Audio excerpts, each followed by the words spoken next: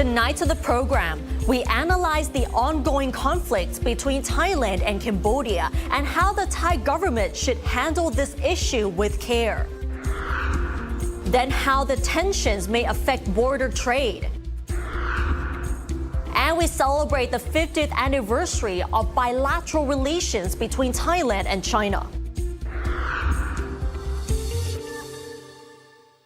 Sawadee-ka, I'm Nad Bunag and welcome to This Week with Thai PBS World. Border disputes often take forever to resolve, especially when nationalism comes into play. The tensions between Thailand and Cambodia have attracted widespread attention following the clashes on May 28th. While Thailand insists on resolving the issue through only bilateral means, Cambodia vows to elevate the border dispute to the World Court. Here's a recap of how the recent tensions unfolded.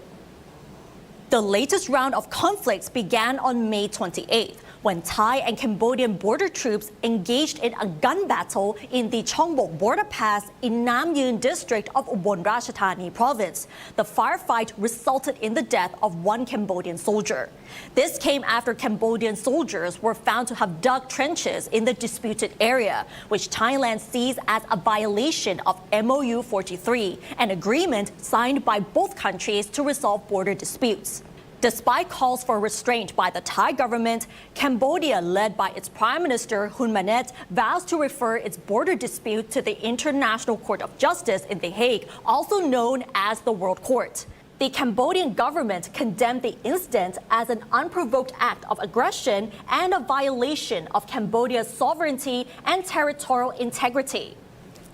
And this is where Chongbok border pass is. The clashes on May 28th took place in this area, which is part of the disputed area called the Emerald Triangle, where the borders of Thailand, Laos, and Cambodia converge. Chongbok is actually just one part of the border dispute, as there are a total of 4 areas of dispute, which Cambodia aims to take to the World Court. These areas include the Chongbok border pass and 3 other temples near Surin province, namely the Tha Mon Thom, Tha Mon Tok, and Tha Kraboy temples.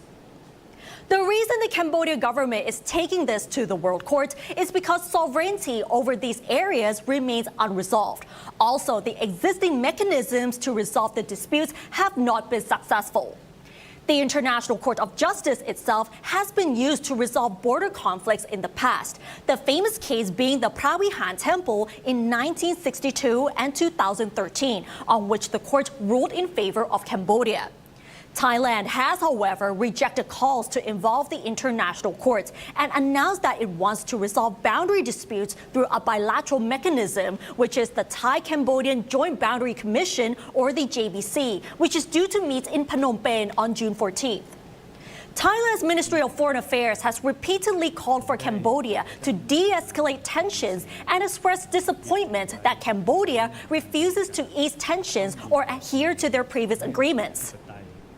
In hopes of mediating the tensions, Malaysian Prime Minister Anwar Ibrahim, as chairman of ASEAN, has called the Prime Ministers of Thailand and Cambodia to convey his appreciation for their commitment to resolving the border issue through negotiation and diplomatic channels. Eventually, Cambodia agreed to pull its troops back from the disputed area to their previous positions and to backfill the trenches they had dug in order to ease tensions and prevent further clashes. Yet how the dispute will be resolved will depend on what compromises can be agreed in the June 14th JBC meeting. While MOU 43 will be high on Thailand's agenda, it is very unlikely that Cambodia will discuss the border disputes at this meeting. Cambodia will be taking the border dispute to the International Court of Justice, while Thailand only wants this to be resolved at the bilateral meeting this Saturday. To give you a better insight, we spoke with some academics as they analyze why MOU 43 is being weaponized and what should Thailand do if Cambodia insists on submitting the dispute to the World Court. The clashes on May 28th began a new series of conflicts between Thailand and Cambodia. One weapon being used is MOU 43. MOU 43 is a signed understanding between Thailand and Cambodia aiming to resolve their long-standing border disputes. The essence of it is to create a bilateral mechanism to resolve the disputes through dialogue rather than unilateral action. It also prohibits both sides from altering the terrain along disputed areas. This part of the MOU has been brought up following the May 28 clashes as Cambodian soldiers allegedly dug trenches at the Chongbuk border pass in Ubon Ratchathani province. Dr. Thanachet Visaijon of Ubon Ratchathani University explains that MOU 43 became a source of conflict because of differing interpretations of it by Thailand and Cambodia. For example, for the Thai side, Cambodia has violated the agreement over 400 times, and Cambodia is accused of expanding communities, also cultivating land and also building infrastructure, including casinos, in the disputed areas. Thailand argues that these actions constitute terrain alteration and it should impact the watershed as well. That might have impact on the interpretation of the boundary in the future. And on the other hand, for Cambodia views Thailand as being too strict, and also the interpretation prevent Cambodia from development activities. They want to develop the border areas. And if Thailand interprets it too strictly, it affects the plan for development for Cambodia. Cambodia has recently formed a committee charged with submitting the border dispute to the International Court of Justice. As to why Cambodia vows to escalate the matter to the World Court, Dr. Thanachet says there are three main reasons. One being their success over the Pravihan temple dispute, which gives them hope that the court will again rule in favor of Cambodia.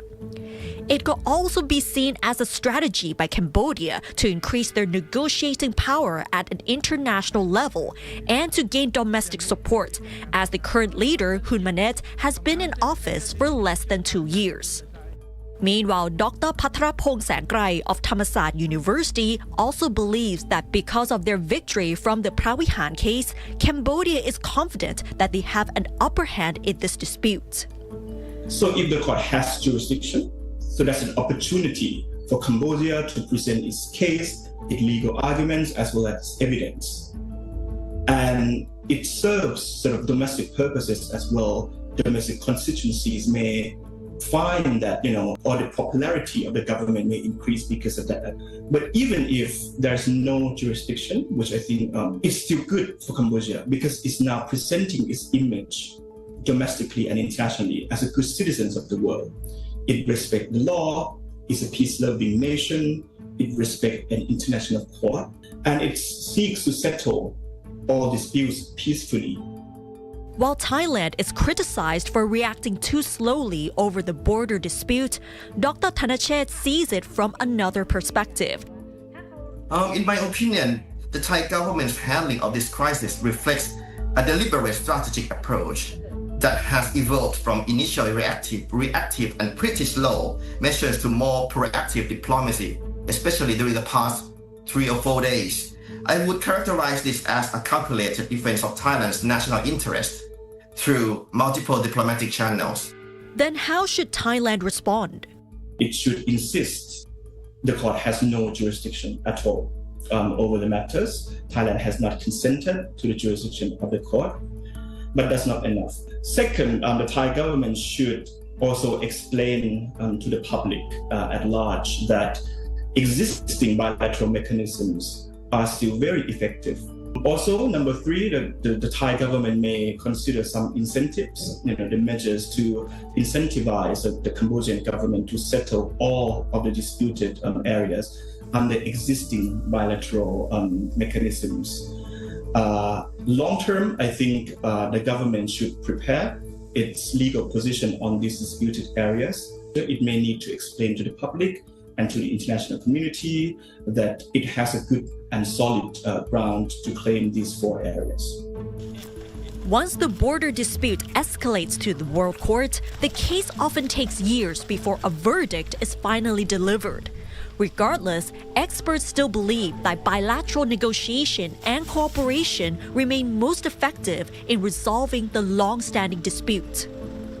Nad Bunag reporting for Thai PBS World.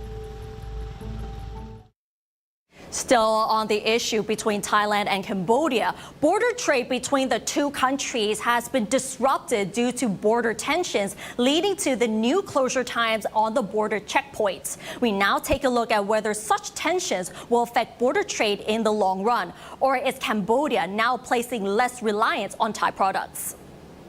The recent border tensions between Thailand and Cambodia have led to disruptions to border trade, particularly due to the border crossing restrictions.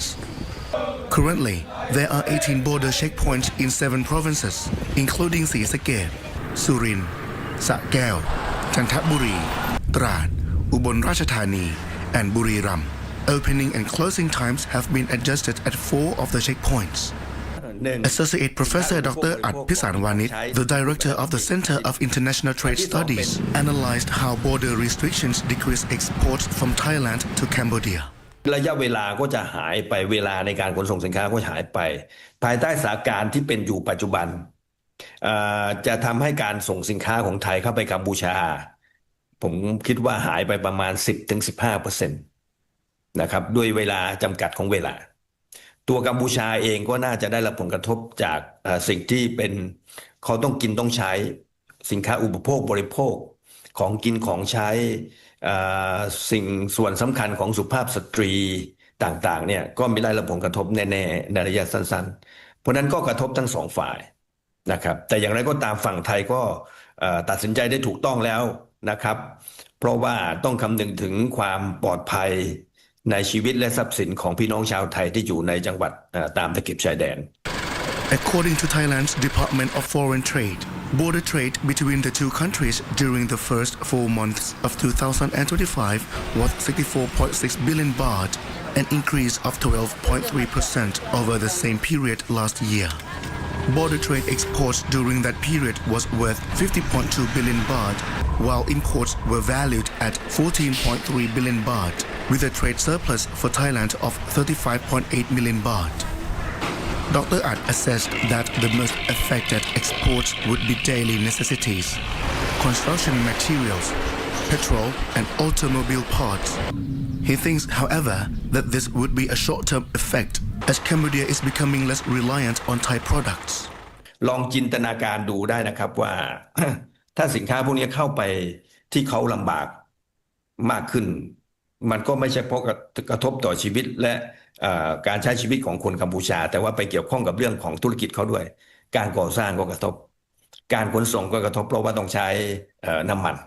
นะครับอุตสาหกรรมเขาก็ได้รับผลกระทบแต่ผมประเมินว่าอาจจะสำหรับเขาเองเนี่ยอาจจะเป็นระยะสั้นๆเพราะว่าสินค้าส่วนใหญ่ตอนในปัจจุบันเนี่ยเขาก็นำเข้าจากเวียดนามแล้วก็ประเทศจีนเข้ามาแทนที่แต่มันอาจจะไม่ได้ปัจจุบันทันด่วน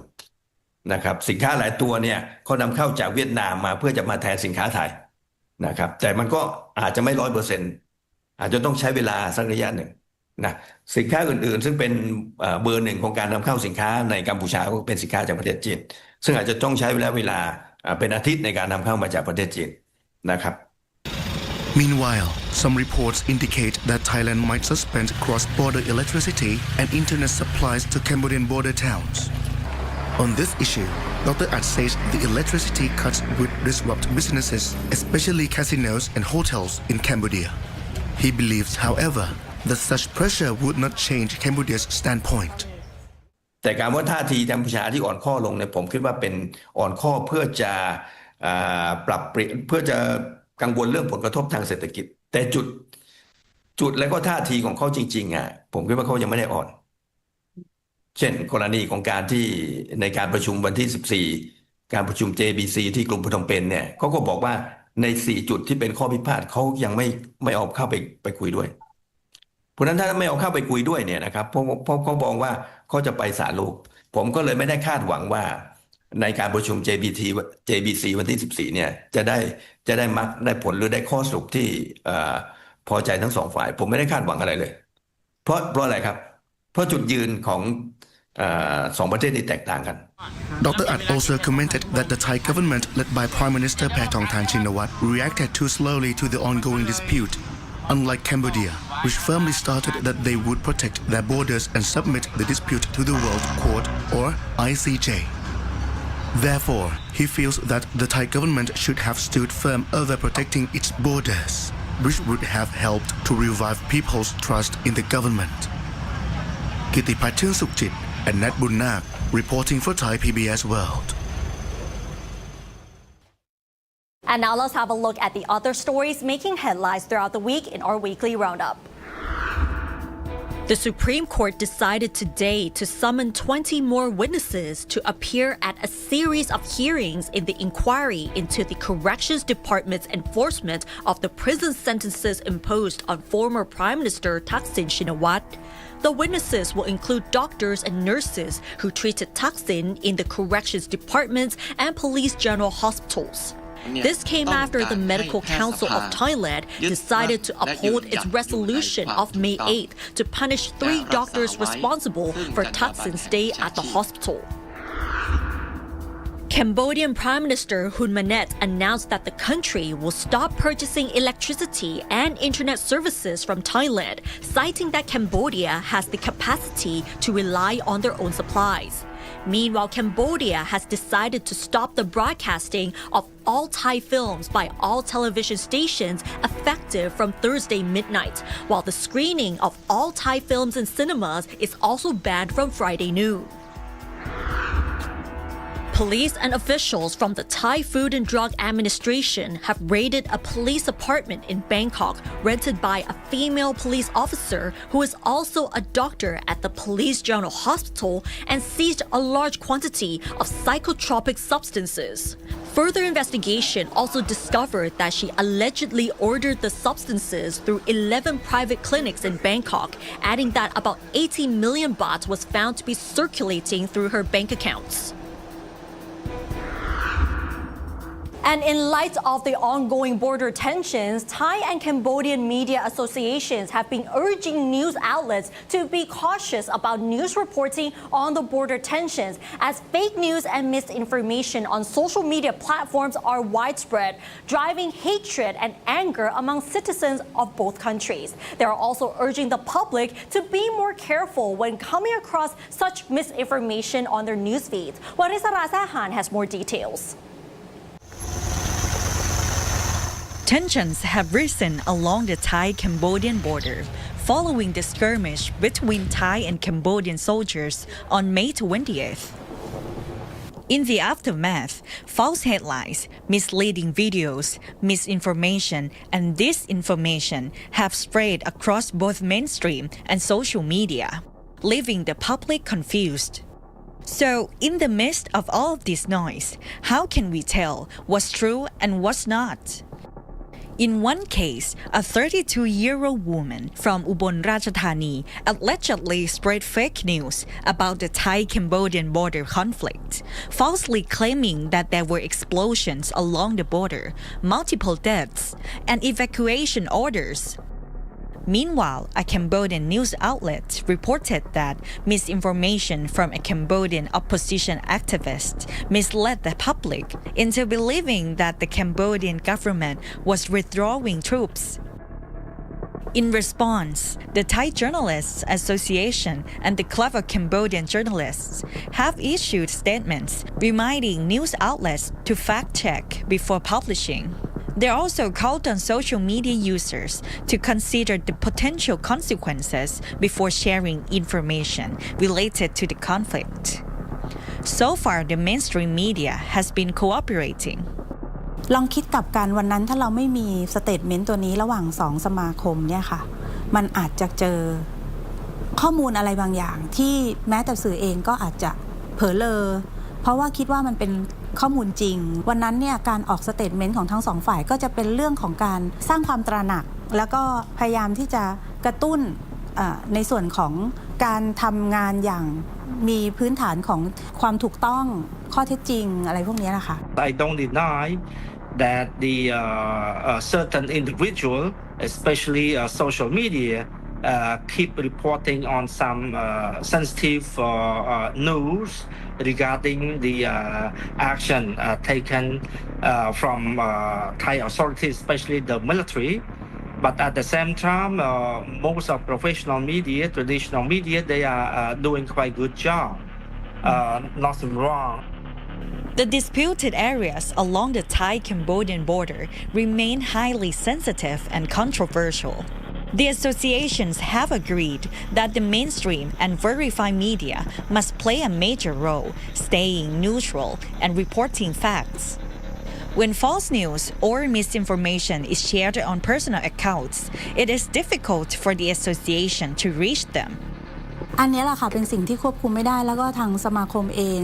ก็กังวลนะคะแต่ว่า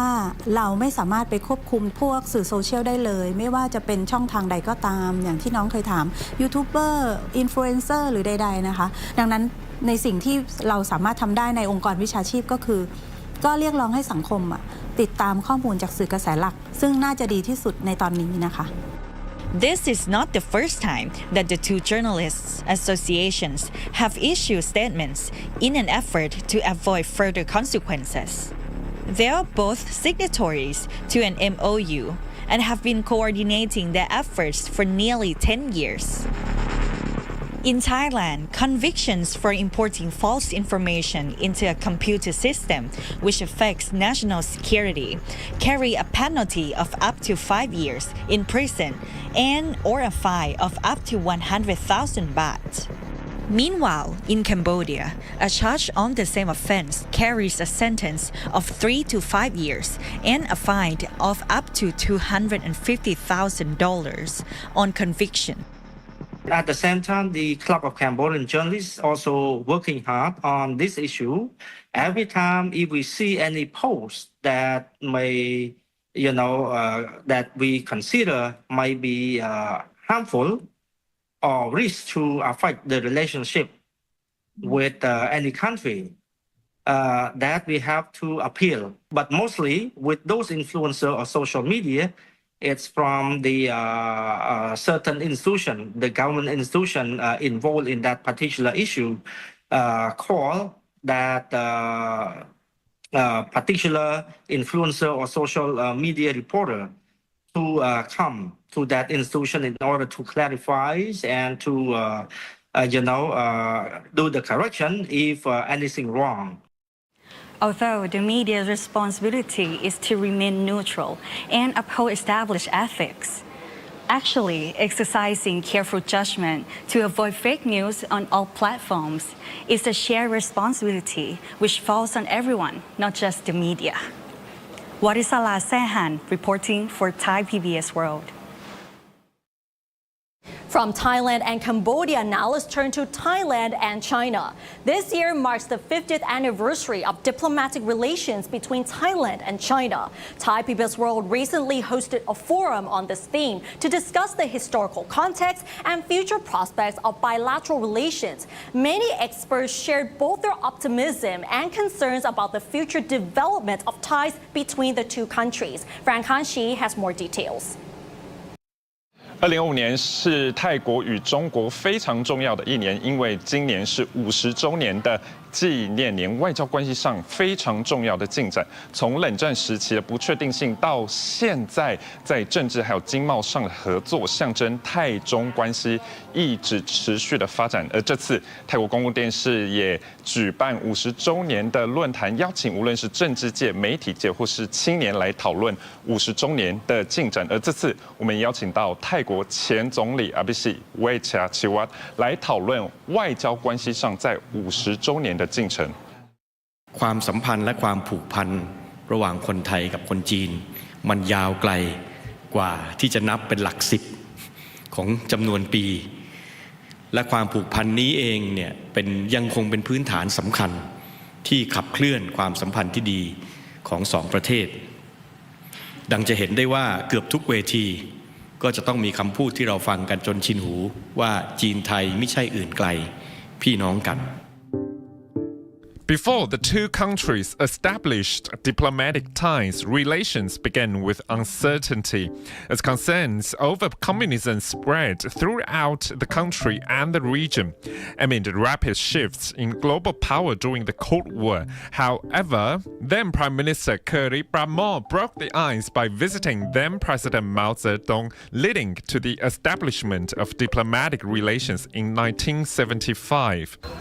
Despite Thailand and and China tightening relations over the past 5 decades, growing concerns over Chinese investment in grey businesses have haunted Thai citizens. A Chinese professor at Thammasat University highlighted the expression of 鱼目混珠, meaning counterfeit mixed with the real, as most of the investments are beneficial to Thailand. He believes that cooperation between the two countries can help address this concern.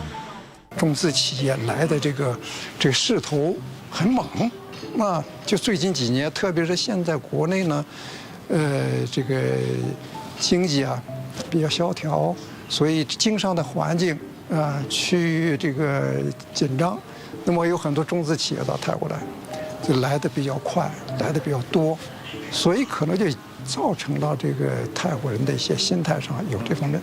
但是我相信这些问题随着将来在合作的深入，随着我们对这问题的重视不断的去解决，我想这个问题是可以消除的。 While bilateral trade has grown over the years, reaching more than $115 billion in 2024, Thailand is also facing challenges from the influx of cheap Chinese products, which are affecting domestic markets. The president of the Federation of Thai Industry has suggested holding sincere dialogues to tackle problems related to grey investment and the dumping of cheap products. เราต้องระมัดระวังอย่าให้ความสัมพันธ์ที่ดีและยาวนานเหล่านี้เหมือนคนในครอบครัวแล้วถ้าเกิดคนในครอบครัวเนี่ยทะเลาะกันเนี่ยหรือไม่เข้าใจกันเดี๋ยวงอนกันเนี่ยมันจะยุ่งครับนะครับเพราะฉะนั้นเนี่ยการปรับความเข้าใจกันหาวิธีการอยู่กันอย่างมีความสุขเนี่ยจะต้องคุยกันและจริงใจทั้งสองฝั่งสิ่งที่สำคัญในความสัมพันธ์50 ปีของไทยจีนอย่างเป็นทางการหรือทางการทูตเนี่ยนั้นเป็นแค่บริบทหนึ่งแต่จริงเรามีความสัมพันธ์ระหว่าง people to people หรือว่าประชาชนต่อประชาชนวัฒนธรรมต่อวัฒนธรรมเนี่ยมันมาเป็น100 ปีอยู่แล้วตั้งแต่สมัยไหนเพราะฉะนั้นเนี่ยผมคิดว่าสิ่งที่สำคัญไม่ใช่แค่50 ปีแต่จากนี้ไปจะทำยังไงอีก50 ปีข้างหน้าหรือว่าตลอดไป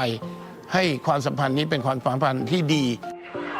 One way to enhance people-to-people connections is through education. A Thai lecturer who spent his academic career in Shanghai said that Thai people may hold stereotypical views on China. He has a very positive impression of the development in Chinese cities, though, after completing his studies there, adding that Thai people should take advantage of the pre-travel visa-free policy to visit the country.